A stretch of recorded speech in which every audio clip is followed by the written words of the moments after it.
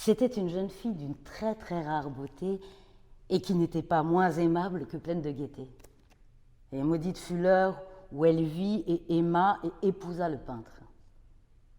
Lui, passionné, studieux, austère, ayant déjà trouvé une épouse dans son art, elle, une jeune fille d'une très très rare beauté et non moins aimable que pleine de gaieté, rien que lumières et sourires et la folâtrerie d'un jeune enfant, aimant et chérissant toutes choses, ne haïssant que l'art qui était son rival, ne redoutant que la palette et les brosses, et les autres instruments fâcheux qui la privaient de la figure de son adoré. Ce fut une terrible chose pour cette dame que d'entendre le peintre parler du désir de peindre même sa jeune épouse. Mais elle était humble et obéissante, et elle s'assit avec douceur pendant de longues semaines dans la sombre et haute chambre de la tour où la lumière filtrait sur la pâle toile seulement par le plafond. Mais lui, le peintre, mettait sa gloire dans son œuvre, qui avançait d'heure en heure et de jour en jour. Et c'est un homme passionné et étrange et pensif qui se perdait en rêverie, si bien qu'il ne voulait pas voir que la lumière qui tombait si lugubrement dans cette tour isolée desséchait la santé et les esprits de sa femme, qui languissait visiblement pour tout le monde, excepté pour lui.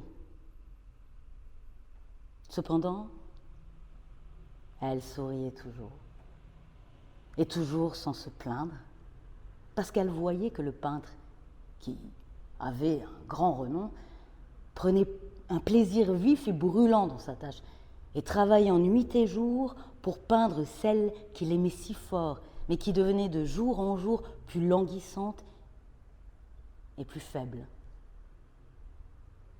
Et, en vérité, ceux qui contemplaient le portrait parlaient à voix basse de sa ressemblance comme d'une puissante merveille et comme d'une preuve non moins grande de la puissance du peintre que de son profond amour pour celle qui peignait si miraculeusement bien.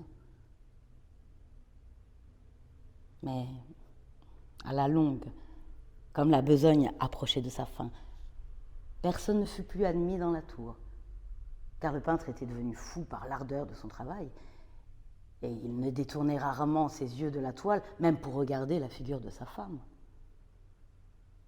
Et il ne voulait pas voir que les couleurs qu'il étalait sur la toile étaient tirées des joues de celle qui était assise près de lui. Et quand bien des semaines furent passées et qu'il ne restait plus que peu de choses à faire, rien qu'une touche sur la bouche et un glacis sur l'œil, l'esprit de la dame palpita encore comme la flamme dans le bec d'une lampe. Et alors, la touche fut donnée. Et alors, le glacis fut placé. Et pendant un moment, le peintre se tint en extase devant le travail qu'il avait travaillé. Mais une minute après, comme il contemplait encore, il trembla et il devint très pâle. Et il fut frappé d'effroi. Et en criant d'une voix éclatante, « En vérité, c'est la vie elle-même !» Et il se retourna brusquement pour regarder sa bien-aimée. Elle était morte